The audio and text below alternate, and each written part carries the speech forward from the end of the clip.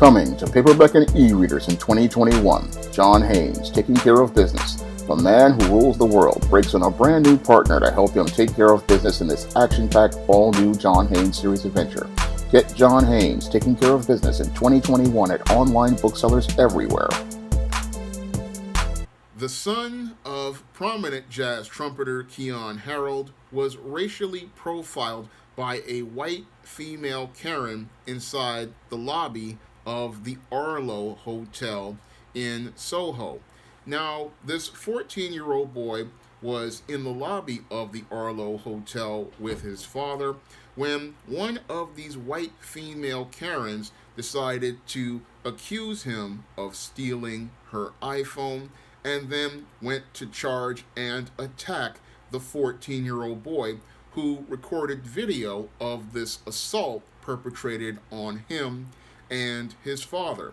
Now, when I take a critical examination of that video, it just shows me how out of control these white female Karens are becoming and how much of a threat they are to any black man out here and even any black boy, because these females, what they want to do with their racial profiling is, one, get attention for themselves, and two, they want to send a message to any young black man or older black man that they are in a place where she thinks he doesn't belong, and because he's in a place she thinks he doesn't belong, she's going to let him know where he needs to be.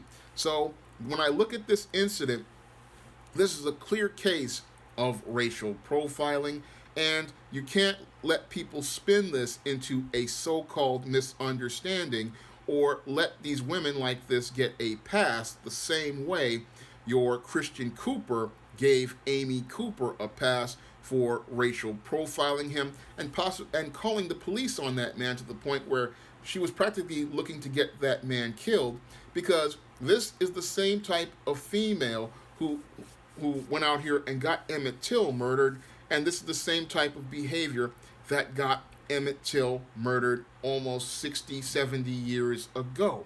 Because these type of females, what they want to do is get attention for themselves.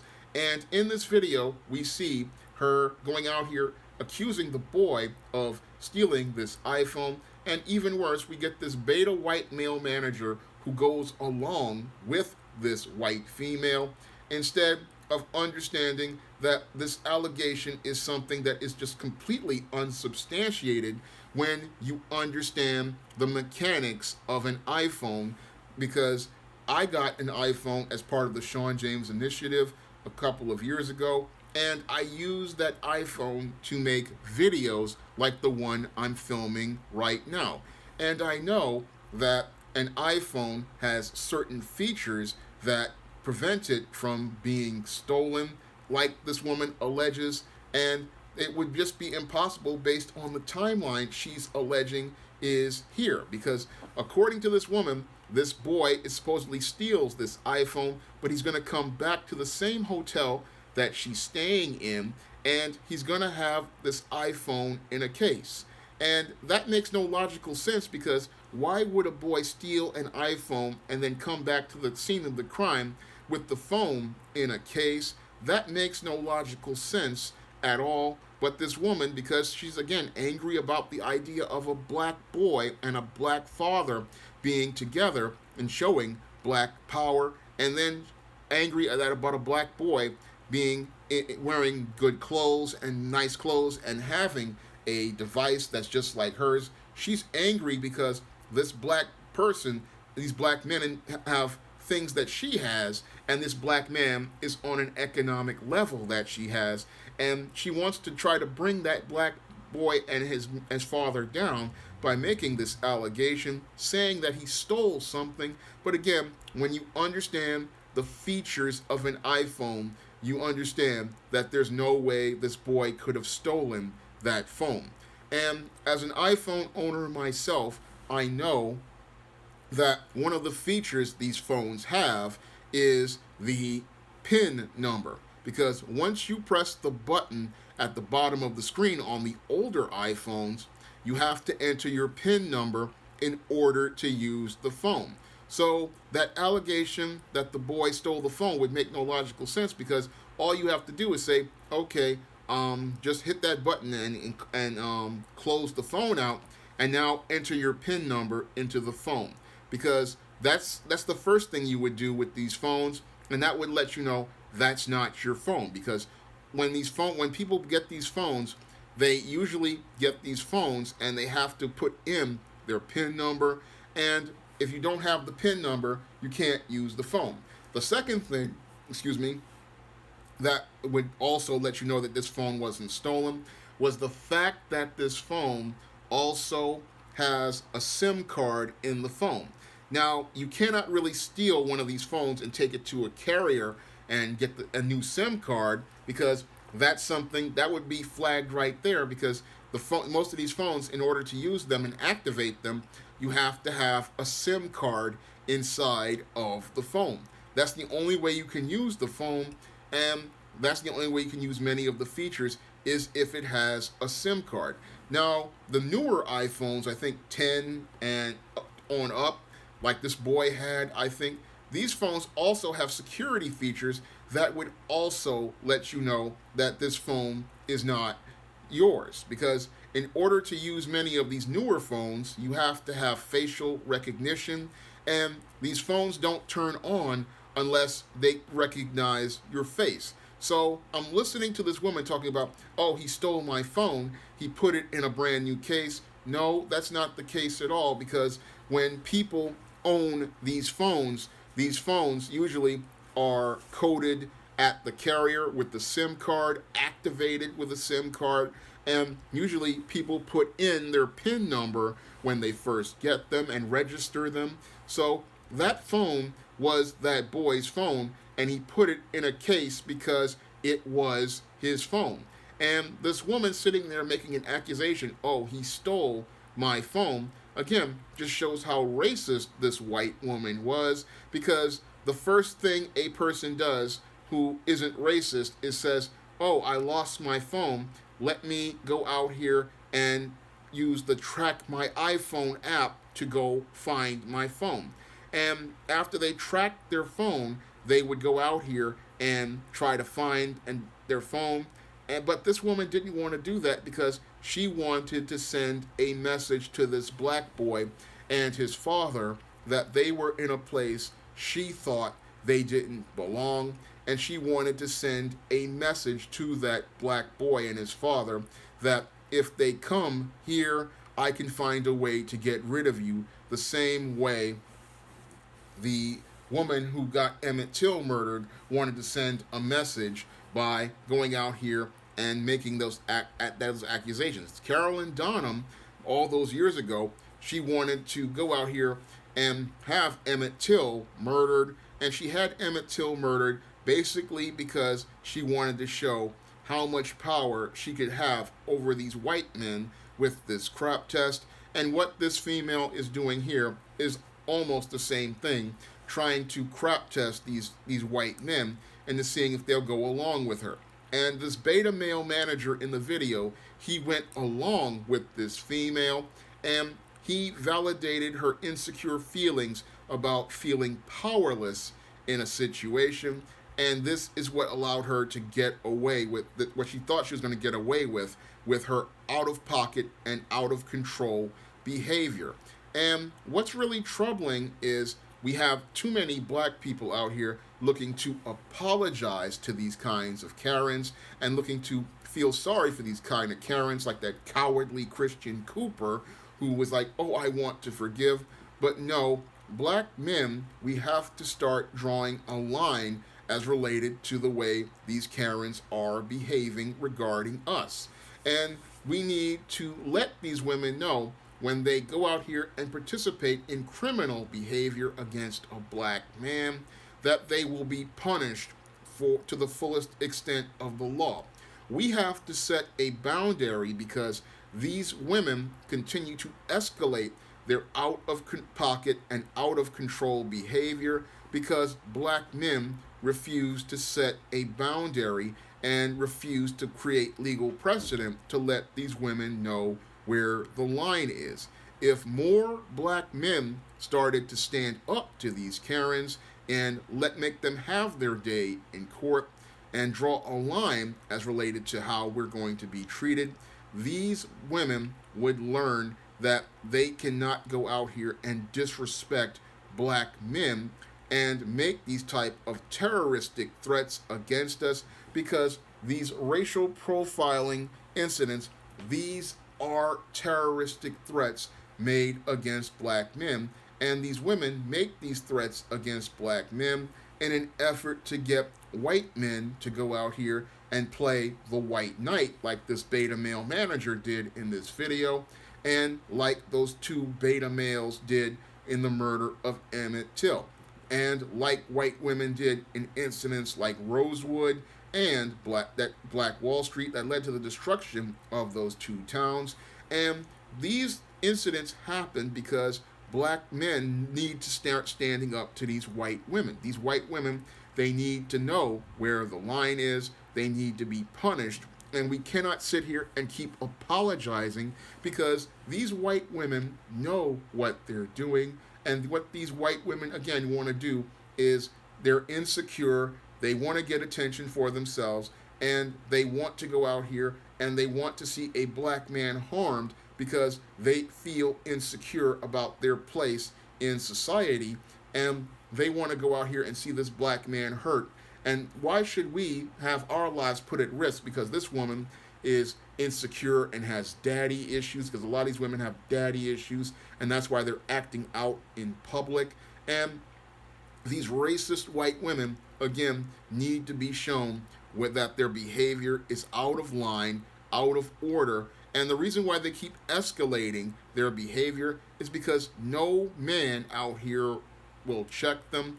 No black man, no white man, and these women are in desperate need of a hard check to let them know where the line is, and they need men to set boundaries as related to their behavior, because the reason why they keep acting out like this is because we have too many beta males in our society that want to give these females a pass for their out of control and out of pocket behavior, and not set a line in the sand, and let them know, no, you're not going to racially profile this black man. No, you're not going to go out here and physically put your hands on a black man. That if you do, there will be a recourse as related to that, and you will be held accountable for your behavior. Because that's what a healthy father is going to do when he has a daughter who acts a fool, is he's going to let that daughter know, first and foremost, you're not going to go out here and make an accusation like this against someone. You're not going to act crazy like this out here. And if you do, there will be consequences for your behavior, because many of these Karens, as I see it, they have been spoiled by white supremacy, and they have been enabled to participate in their racist behavior because many of these white fathers have not made an effort to check them. Many of the husbands out here have not made any effort to check them. And because these women have gone on for years with their spoiled, out of control behavior, they just think it's okay to do harm to others. And they think that they're not held to any sort of standard of responsibility or accountability. And because your white men give them a pass, they continue to act even crazier with each passing moment. And again, it's up to all of us to start setting a boundary on these women, because once we start setting a boundary on these women, they will learn how to just act right, because these women, they think that they can just do whatever they want because nobody holds them accountable for their behavior. And then in this gynocentric society, that has been a big problem with these white women for over 100 years. And they have been running amok for the last, I say, 50 years, ever since the feminist movement and those simps gave them power over the last 50 years. And now these women continue to ratchet up their behavior, And they're and this racial profiling is another incident in gynocentric Jim Crow, where they want to put the black man in a third place position, and they want to put the white man in a second place position. And we saw that on display in this video, where this beta white male was deferring to this white female, and the black male almost was practically powerless in this situation. And had this been Jim Crow America 50 years ago, this poor boy might have wound up in prison, all based on the word of a white female. But in today's society, we're supposed to have so-called equal rights. So black men have to start pushing back and start setting that boundary as related to these Karens out here, and let them know where the line is, because these women have just been out of control for way too long. And we need men to have courage to go out here, work with the DAs, and put these women in jail, and let them know that when you go out here and you make an assault on a black boy like was done in this video, you will have to deal with consequences. And when you put your hands on a black man or threaten a black man's life, you will have to deal with consequences, because we have to show that our lives have value. We have to show that our lives matter. And we have to set a standard for how we are going to be treated in this society, because if we don't set that standard for how we're going to be treated, we'll have these Karens still trying to step on us and still trying to crush us, because they feel insecure about their place in society, and they get their jollies by trying to put a black boy and a black man in their place, like this woman tried to do in this video. But it's up to black men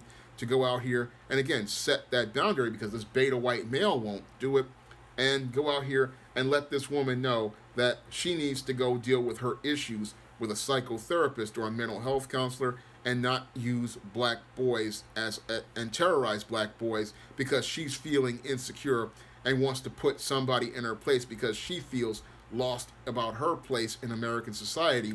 She knows that she can no longer be elevated to that high position because she's getting older, and now she's feeling bad and wants to try to destroy a black boy like she did in this video.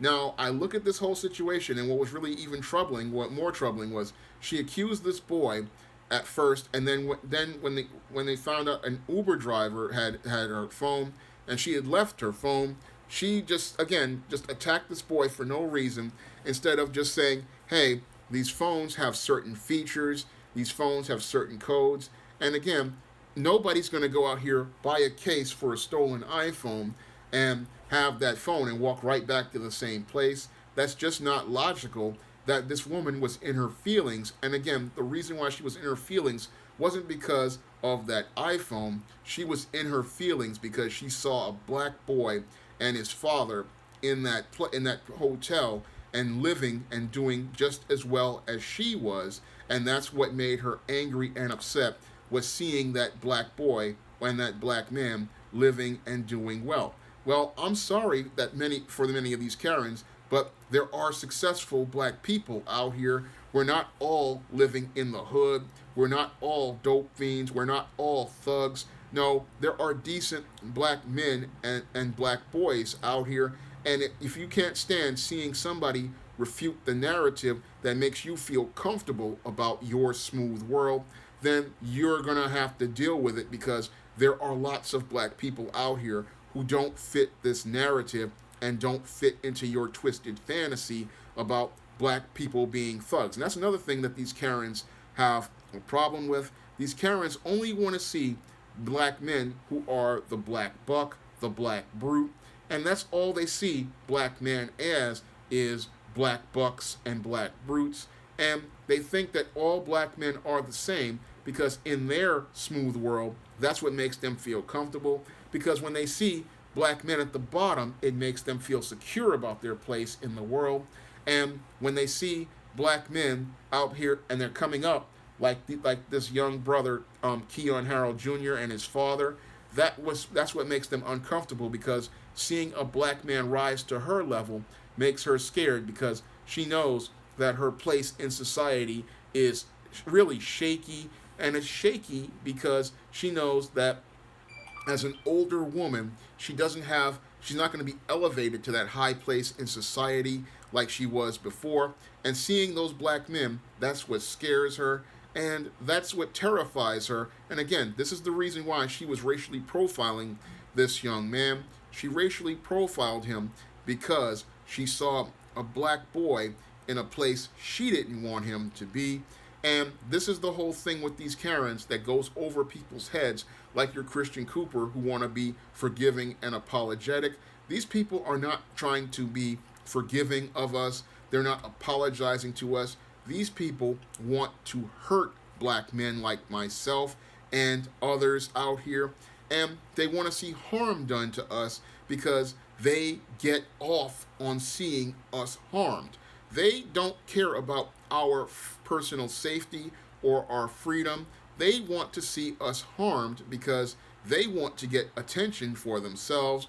They want to get their jollies. They want to get pleasure from seeing black men harmed because, again, a stolen iPhone, you don't make an accusation against a black boy.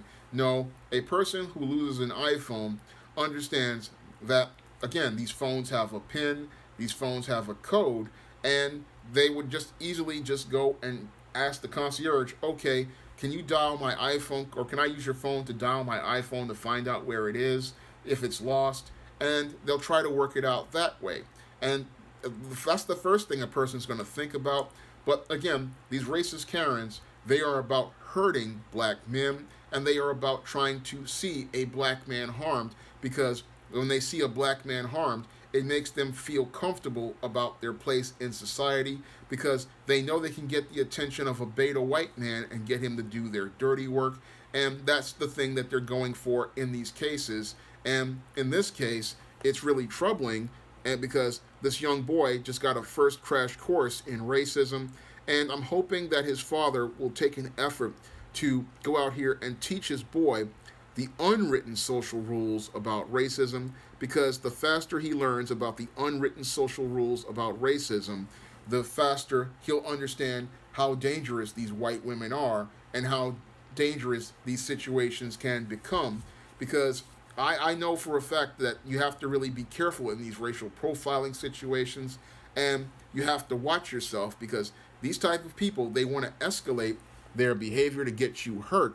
And you don't want to put yourself in a situation where you're escalating things. I mean, this kid got a hard lesson in racism, but this is a teaching moment for this young man, and he has to learn about the unwritten social rules of racism, and he has to learn about them because it's the only way you're going to survive in this environment where you have these Karens, because we need, again, more black men to stand up and check these females, because these females are only out of order because men refuse to let these women know where the line is. And the reason why we have all of these Karen incidents going on is because we don't have any men out here to check these women and let these women know that their behavior is out of control, out of pocket, and completely out of order. If you'd like to see me make more videos like this, you can donate to my Patreon, my PayPal, or my Cash App by clicking the links in the description box. And if you want to pick up some of my men's issues books like Stop Simpin' and The Man Crisis, or some of my positive black fiction like the ISIS series, the E-Steam series, the John Haynes series, and the books of the Spencerella trilogy, you may do so by clicking the link to Amazon.com, and you can pick up all my books in paperback and Kindle format. You can also find them on Smashwords, the iBook Store, and Google Play. That's all I have to say for this video. You can comment, rate, and subscribe. Now available in paperback and e-readers, E-Steam Blast from the Past. Hell's aspiring angel takes on her demonic doppelganger in this action-packed, time-traveling E-Steam series adventure. Get E-Steam Blast from the Past with a bonus E-Steam comic book, No Good Deed, in paperback and e-readers at online booksellers everywhere.